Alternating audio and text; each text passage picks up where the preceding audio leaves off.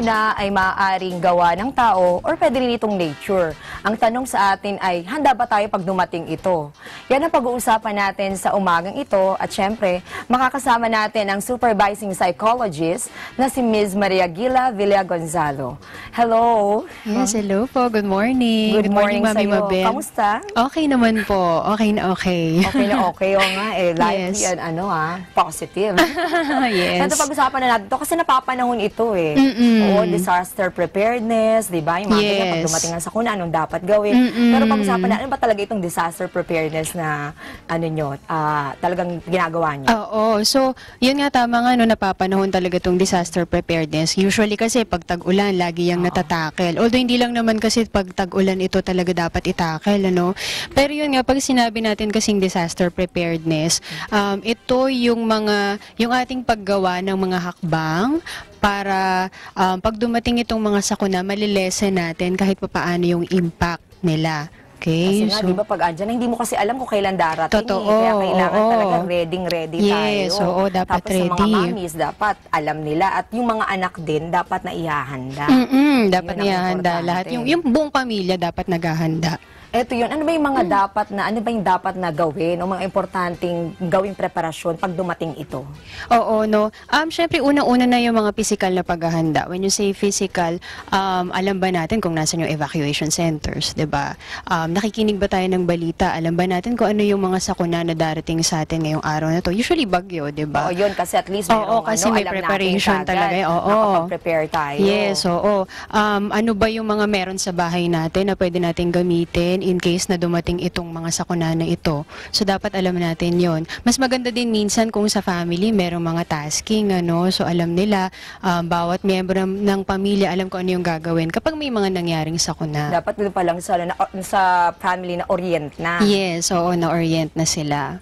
So, paano tayo ngayon palmawa dumating ito? How can we make ourselves mentally and emotionally prepared for disaster? Kung hindi man dumarating, dapat Naka-ready na. Oo. Paano ba ito? Yun na nga minsan kasi, yun yung nami-miss, ano? Kasi ready tayo. Talagang nandyan yung mga gamit, handa yung bahay. Pero mentally, psychologically, hindi pala prepared, ano? Actually, yung pag-prepare natin physically at saka psychologically, they go hand in hand. Kasi, kung alam natin na preparado tayo, equip tayo ng mga kaalaman tungkol sa mga disasters, nakapag-ready tayo physically, mas feeling natin, mas ready tayo kapag dumating siya, no? So, mas malaki yung chance na kapag dumating itong mga sakunang ito, mas kalmado tayo kasi alam natin na nakahanda na tayo bago pa siya dumating. Kasi kaya lang ito yun pag hindi pa dumarating. Ang problema kasi pag dumating, minsan kahit physically, di ba, prepared, tapos mentally, parang natatarantan. Anong pwede mong ibigay na tips sa mga mommies natin na para pag dumating na, hindi dapat na may mental block? Tama yan, ano. Yun din yung isa nating magandang paghandaan pa. Dapat sa sarili natin, alam natin, paano ka ba mag-react kapag stressed ka? Kasi 'di ba kapag dumadating yung mga sakuna, ito ay very stressful na situation. So, ikaw sa sarili mo paano ka ba mag-react kapag stressed ka? Ikaw ba yung talagang tipong natataranta, kung sino-sino hinahanap mo, 'di ba? Kung saan-saan ka pumupunta. Para kung alam mo kasi kung paano ka magre-react, alam mo din kung paano mo siya pipigilan, alam mo kung paano i-manage yung mga emosyon mo at saka yung mga reaction mo kapag under stress ka. Siguro pag mga ganyang bagay, meron dapat mga drill.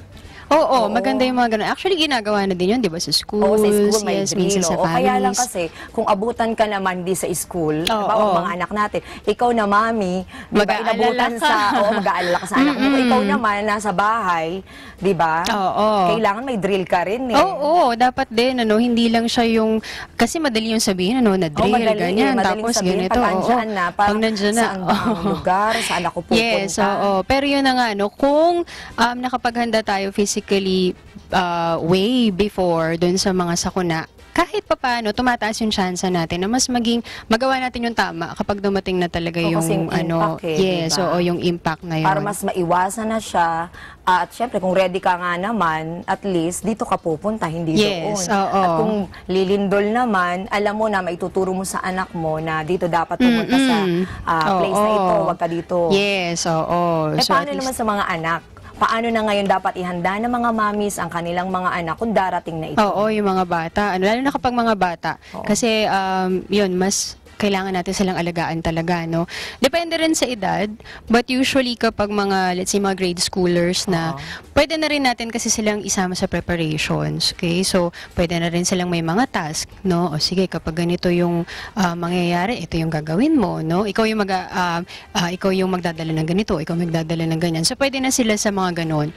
But for very young ones, yung talagang mga babies pa, syempre wala pa. Oo, talagang yung mga matatanda yung mag-aalaga sa kanila. But yun na nga, yung mga grade schoolers siguro, pwede na rin silang isama sa preparations at i-explain sa kanila kung para saan yung mga ginagawa na preparations. So bukod doon, dapat the mother should be oriented para may orient niya ang kanyang mga anak. Even the school naman would, di ba, tumutulong. Usually, pero iba pa oo. rin yung paano pag naabutan siya sa panahon ng nasa school siya. Yes, oo. So, baka dapat alam mataranta din rin nila. yung mga anak. Oo, natataranta din sila, no? And the Kung tayo fathers nga, also- di ba, pag andyan ay Oo. asan na. Yes, oo. So, Ano dapat ang sila gagawin, din. di ba?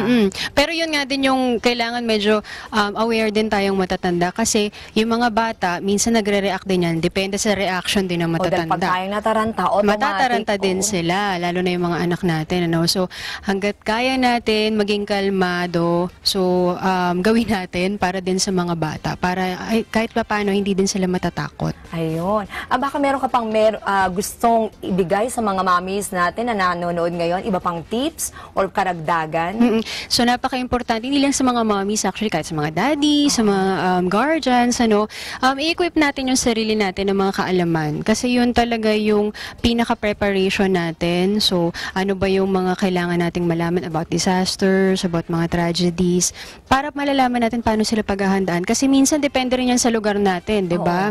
Kasi kung ikaw ba nasa tabing dagat, nasa iba tabing syempre ilog, iba yung paghahanda paghahanda. Oo. So, Kung tabi ka ng bundok, iba rin ang iba din yung paghahanda. mo. So yun, kailangan equip natin yung sarili natin ng knowledge, kung ano yung mga posibleng mangyari sa atin sa lugar natin, kung ano yung mga agency siguro ng government na makakatulong sa atin, hindi lang yung sa government, kahit yung mga non-government.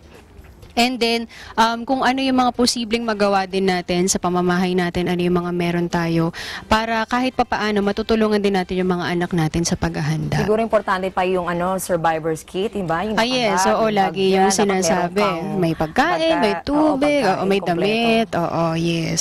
So, ayun, kailangan talaga equip tayo ng knowledge. Dahil sa atin nakasalala yung mga anak natin. Meron ka pang gustong i-promote or sabihin pa sa mga... Yes, oo. opo. Actually, ini-invite po namin yung mga nanonood sa atin ngayon at nakikinig. Ito po ay sa pangunguna ng Bukluran ng Pamilyang Pilipino Incorporated, BPPI. Ito po yung dating Family Network or FAMNet. So sila po ay magsasagawa ng kanilang first National Conference for the Family. So ang title po Maganda nito, yan. yes, maganda, di ba? Ang title po nito ay Building the Resiliency of the Filipino Family. So ito po ay gaganapin sa August 10. Wednesday po ito. Sabagay matagal pa naman, may preparasyon May pa, preparasyon pa. So, from 8 a.m. to 5 p.m. At ito po ay sa University of the Philippines NISMED Auditorium. So, sa Diliman, Quezon City. So, para po sa mga katanungan nila, kung gusto nilang pumunta at sa mga impormasyon na gusto nilang malaman, pwede po silang tumawag sa amin sa PMHA. So, 921-4958 hanggang 59, Local 107 at hanapin lang po si Miss Sol Pineda. Ayun. Salamat, Miss Gila. Thank you very much. Marami kaming impormasyon na nakuha sa iyo para Yes. ano ang gagawin ng mga mommies at hindi lang mommies, Yes. daddies at buong pamilya. Buong pamilya. Mga kataong bahay, marami pa tayong pag-uusapan ngayon, kaya tutok lang kayo at babalik pa kami.